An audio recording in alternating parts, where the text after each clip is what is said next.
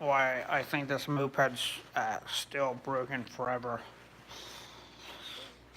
The pin was loose, and that would jerk the stator because the Asian idiot who I told him not to disturb me that day, and he jumped out of nowhere and started talking when I was right when I drilled, or I was about to drill. So I drilled in reverse, broke the shaft pin. I thought nothing of it, broken shaft pins, so I put it back in.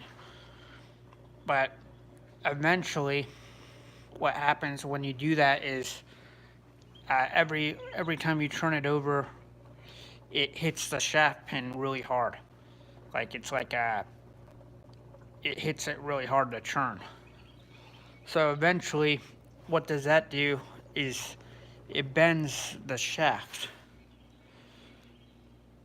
on the stator, and it won't do it right away, but eventually, all that force every time you turn it over will bend it just a little, and now the spark is really weak because of that, because the stator doesn't turn properly, and the shaft is actually bent. It makes a squeaking sound because the whole beam is bent. So it's permanently disabled. No way of fixing because of an Asian retard. Yeah. This is like the worst mechanical flaw. It's worse than a misaligned cylinder because it's a permanent disability.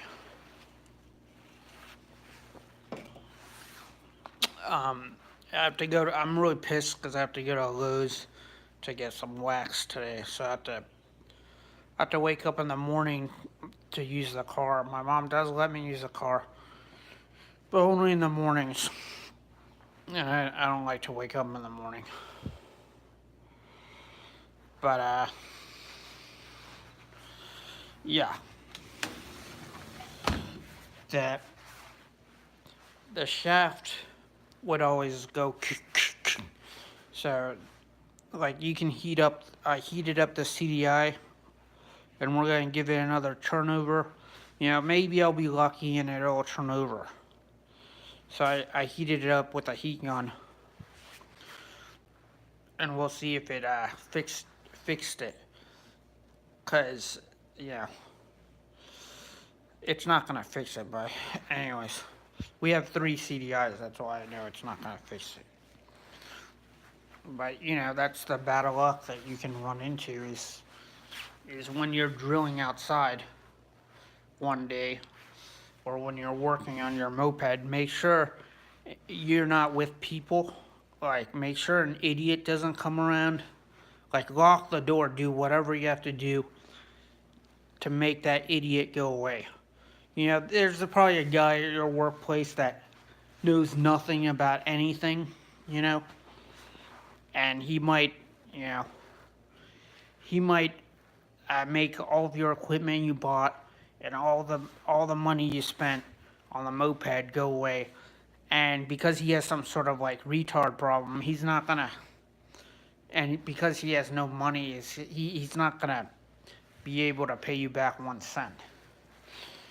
So that's my situation. So I have to use my electromagnetic moped from now on. But I'm not gonna use it to Lowe's. Lowe's is a city away. Like, that's only for inner city, for well-known reasons. I can only use that for inner city travel. One, I'll get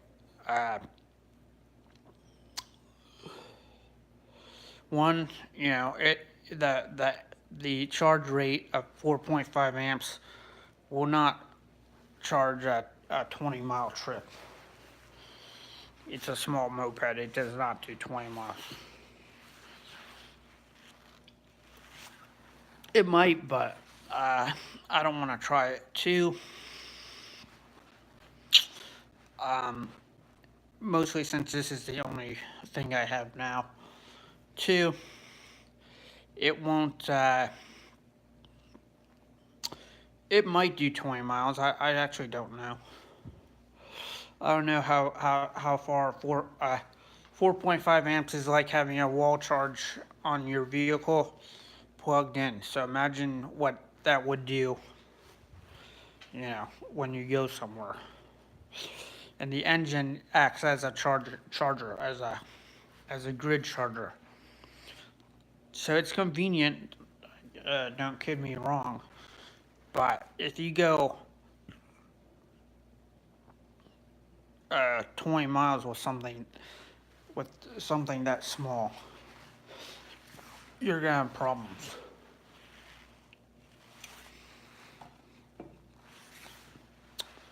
Um, Two, that you can't do that because the traffic in Northern Virginia doesn't warrant slow moving vehicles at all. So I'm going 20 miles per hour for 20 miles. Not gonna happen. That's why I need something like this. But hey, the irony is that one broke because it had bad compression. So I got that for $100, and it was a good project scooter to learn. Like it's like taking a class. So I know a lot about it now. The irony is that electrical system ended up breaking, and not the motor on this. Like I know electrical systems like the back of my hand. So I'm gonna be selling that on Craigslist very soon for like $50 or something. What I like about electric vehicles is the only thing that can go wrong with it is the motor. If the motor turns, you know, you can fix it basically. The motor and the frame doesn't break. The shaft here is part of the frame, so if that frame doesn't break, I'm good. Like it might break if you go into an accident, or you know, if you had bad luck like me. So the guy in Weens didn't do anything wrong. It's just bad luck on my part. The guy I bought it from was honest. The dishonesty came from people around me that live here. So they're dishonest people. Like they won't admit that they broke something when they did. Like if you jump at me while I'm doing when I'm drilling something, that's you breaking something, you know. If you ask me for something right when I'm about to drill something, and you spook me, that's you breaking that. So thanks to that retard, that all this work comes to a stop right away. Well, I was supposed to go to Lowe's today, and I cannot. So I usually use, I was using my GPS on here, so I put my GPS, my phone on here. Yeah, I broke that accidentally. Funny story is I broke that by loosening that on the. I was testing on that moped, and it came loose. That moped still works, but like it takes a lot of that. It takes like 30 seconds to start.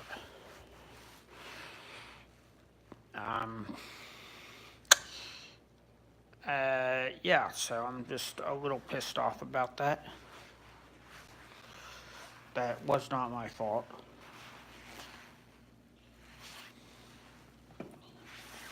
So I know this because the stator turns kind of weakly and the spark's kind of weak.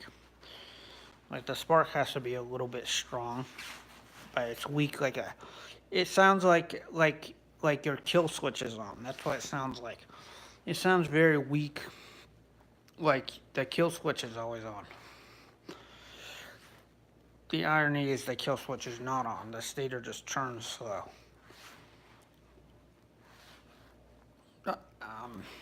Yeah. So when you turn a kill switch on, it cuts the circuit off. So that it sorry it it makes a circuit go through. So it's not the kill switch. Disappointing as that might seem, I'm pretty sure that's the final diagnosis. The stator locked up, and in doing so, it bent the beam, or it gradually bent the beam more and more. Because every time it started to churn, that loose pin, it's like it's ramming it. It's like it's ramming the beam, right? So eventually, it will not ram the beam, and it will lock up. It'll turn in on itself. So that's exactly what happened. That was unavoidable. There's no way you can make a loose pin on a shaft, not break a moped. So thanks to Vietnam for immigrating that fuckhead to the U.S. and thanks for the Vietnam War. You know, thank you. Yeah. Because fuckheads like that won't know what you're talking about when you say English.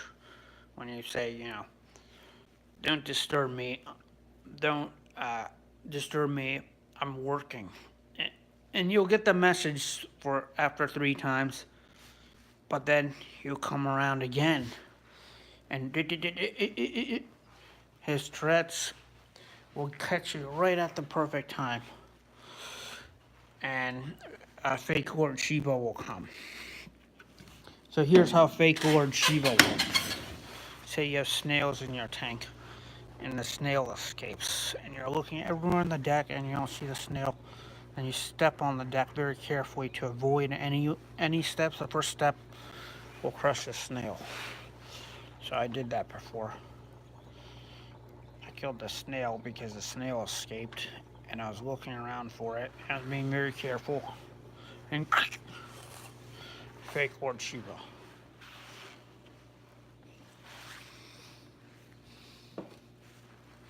Anyways, I still can use the Nissan Altima, I guess.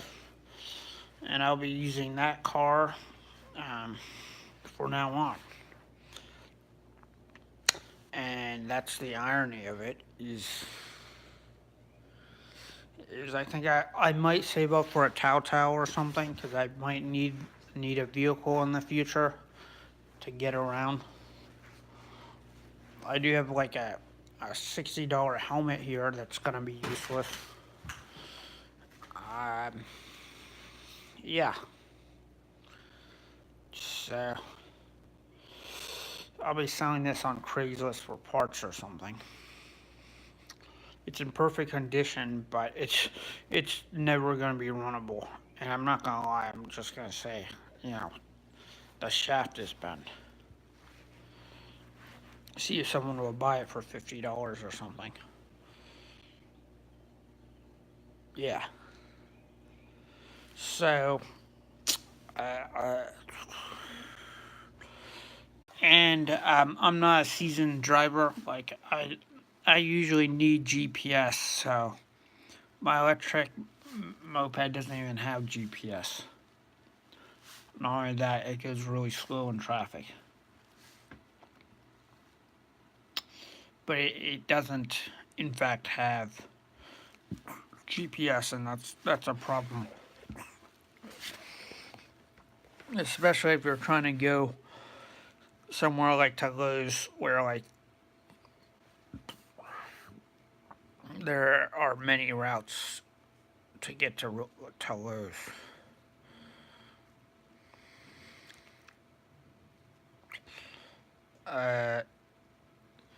Yeah, so I can test it out just for a second.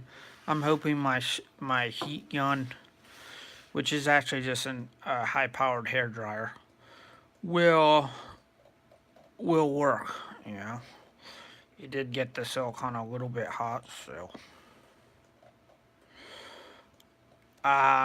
Except I have 3 CDIs, you know.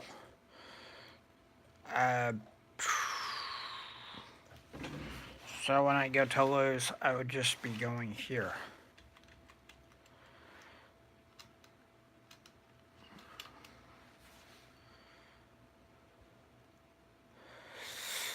To the, down here, to this shopping center. And to get there would be hard. Like I'd have to go down here. That's why I would need the gas moped.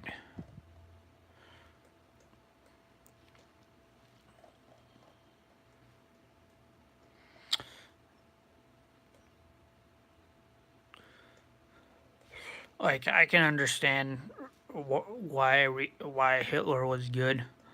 Like he was getting rid of people with like Tourette's and ED, and I can kind of understand that. My brother has ED, and you know, my mom pays for all of his gas, even though he gets benefits from the government. She pays for like everything he does, and like, you know, he gets like food all the time, benefits. He doesn't need a job because he gets benefits, and somehow he's going to Nova classes because he's bored. But his ED makes him, you know, like makes him prideful, and there's no way he's gonna get a computer job that pays 160 a year. That's what he's going for. There's no fucking way. Like whatever class he's taking, he's probably not. I'm just being real right now. Anyways, yeah, so you leave here, go down here, go down this road, and you pretend you're going to the to Tyson's, but you turn in here, and you go through here. You know, you could take side streets all the way up to Lowe's.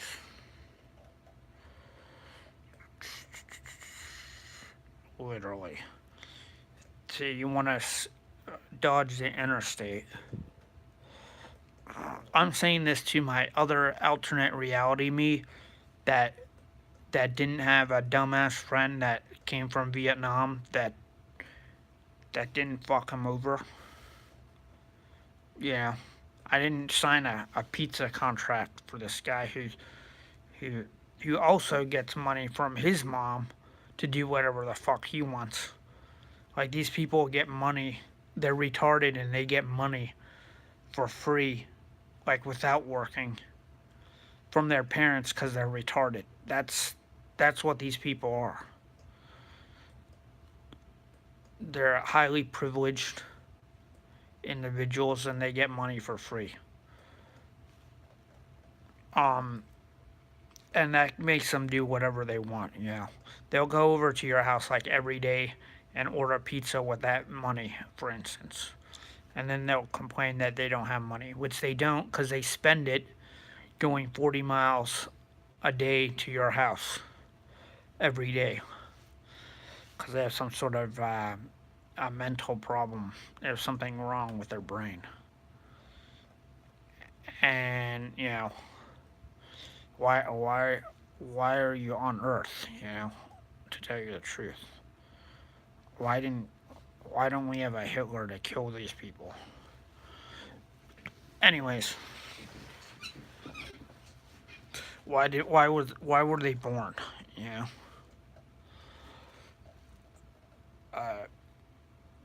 For high privilege uh, for high privilege uh, uh, for high privilege benefits that are free from the government, and for a pity on, like, I bet you he goes to class and it's Nova, and I bet you because it's not high school, because the teachers aren't hard, I bet you that that he gets he gets all the answers right anyways. That's how I felt when I went to Nova. Like I wouldn't do anything and I would still get an A. Um, so go here. So so alternate reality me would go down here today. Would go through here.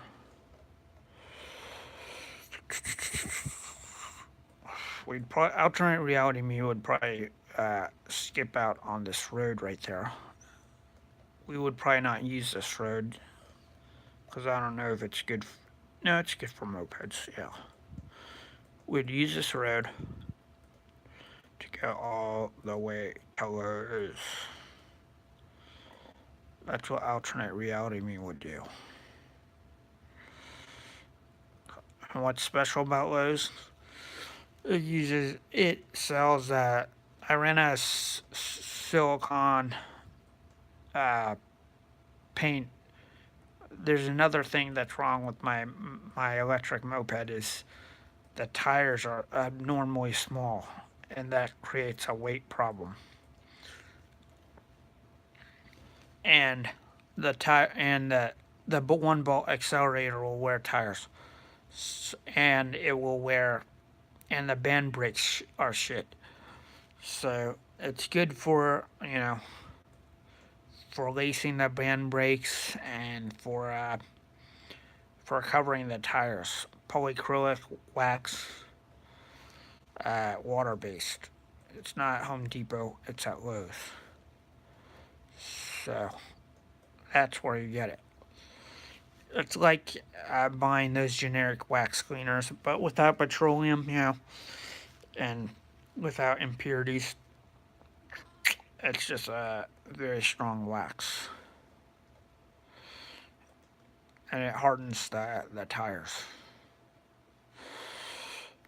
Now, for large vehicles, it doesn't matter because you're dealing with a lot of rubber. But for small vehicles with small rubber, like mopeds and stuff, it's ideal.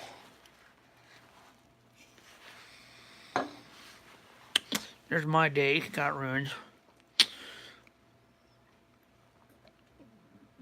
I don't usually care if I have to go anywhere, but there's another hose right there. This one's closer and easier. So I'm gonna just test it out with a heated CDI.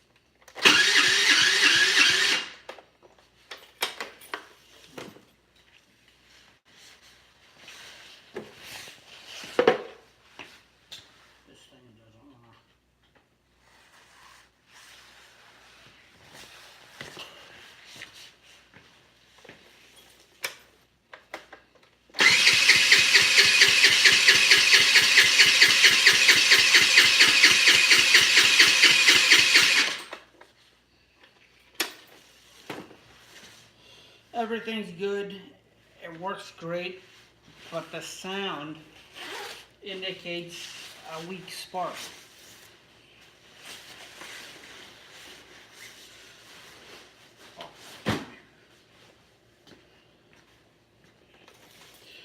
Like everything on it works now.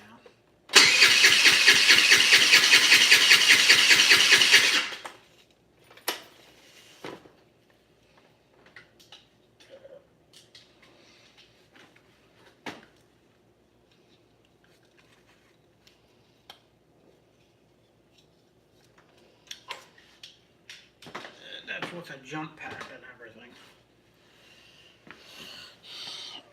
And here's exactly why. Here's why it won't work. So you go down here. See how I can't move that anymore? Or how I move it. But when I move it, it's kind of like hard to move. This is an indication of a loose pin, of using a loose pin. You see how that shakes? It's not necessarily hard to move, but it can't move when it goes down there because the whole shaft is bent. And that squeak you hear is from a bent shaft. And that wobble. You have retards for your family members and you end up killing them. Here's for me trying, and for the guy who I read a newspaper clipping once. This guy just, like, he was a moped mechanic and he ended up killing everyone in his house because they were so annoying and dumb. So here's to that guy. Like, good job, you know. You got rid of the problem.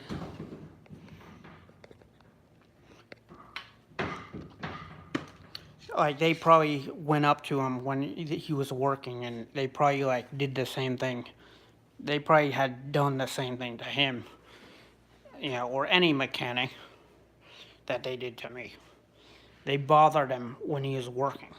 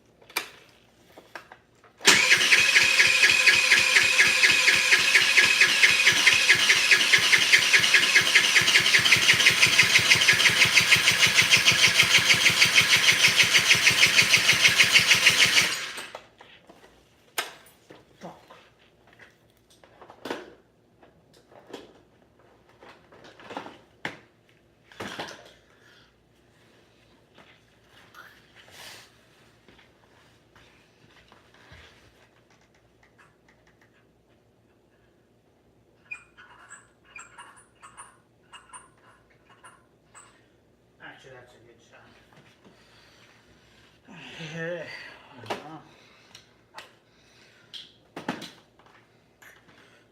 It's almost there.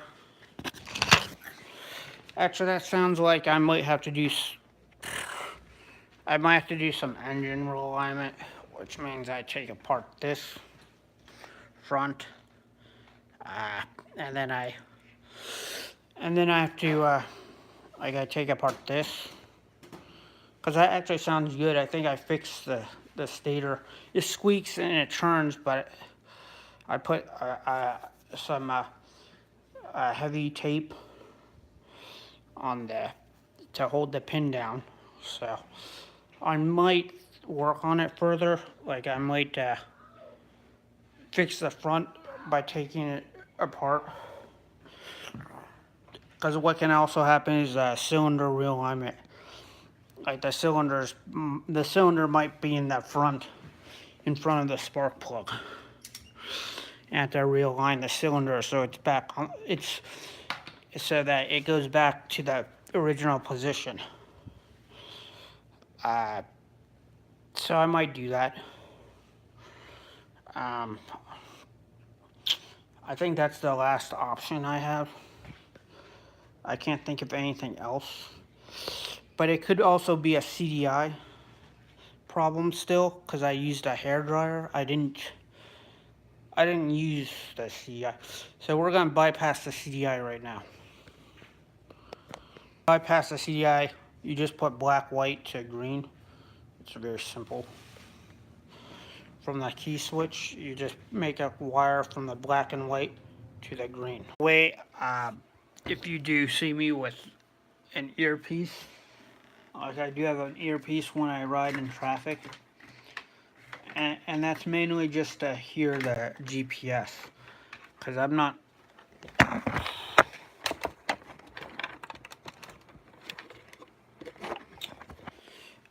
actually that uh, seasoned of a driver. Like I would drive on my moped maybe 3 times a week or twice a week, and I wouldn't go far. I'd only go to places I know.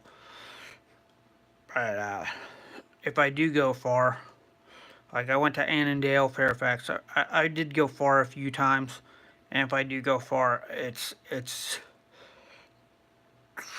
I'll mainly have an earpiece in my helmet to hear the GPS, because I can't hear the GPS with the loud noise. So it's good to hear where your directions are, because you just choose on GPS what which way you want to go, because there's going to be like an interstate way, but you choose you avoid the interstate by choosing the direction that says, uh, that says, side roads. You just choose the direction that's not the interstate, so you don't end up on the interstate, obviously. This is risky when there's like no directions that say side roads. So what I do, if that happens, it happened to me once or twice. And what I do is I just go to a safe location and remap the GPS. That means I go park somewhere, like in a corporate building that might be a quarter of the way there. Then I remap the GPS to give me the directions. And they usually will say side roads after that. Very simple. You don't actually have to get lost on GPS. GPS is a necessity for me, because I'm not a seasoned driver.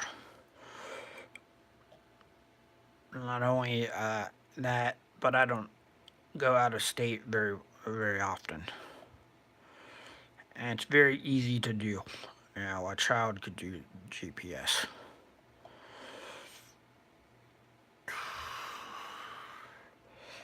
I don't even see how people back in the day would ride in GPS. I think they would just stick to inner city travel.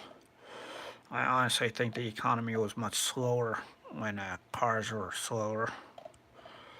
Back in the 1950s, they would not use GPS because they didn't have GPS.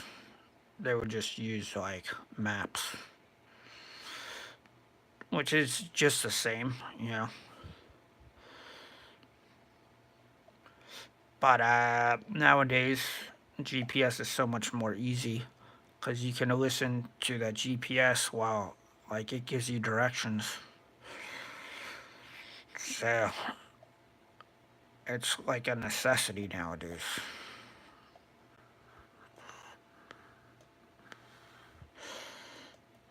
I don't know how you can just learn how to travel, basically. You'd have to use GPS, especially in Northern Virginia, where I live. I use GPS all the time.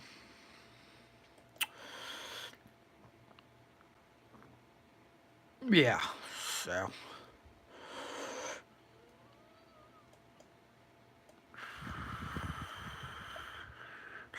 I'm actually just waiting for my phone to charge and my jump pack to charge. So I'm gonna do the trick I show you with CDI. But I take things slow, because if you rush things, even the most simple things can mess you up. But I'm pretty confident that the spark doesn't go higher than the CDI.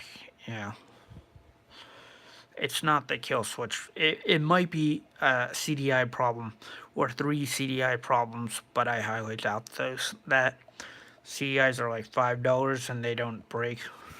So I highly doubt it. It's a shaft problem. The shaft squeaks, and the reason why it squeaks is because the fucking thing is bent. It's because that Asian dickhead fucked me up. He fucked me up that day, and I got nothing for it. All I got is, I have to accept Hitler failed and didn't kill these people in a concentration camp. All I got was because Hitler failed, the Vietnam War came around and now he's here. Yeah, that's all I got.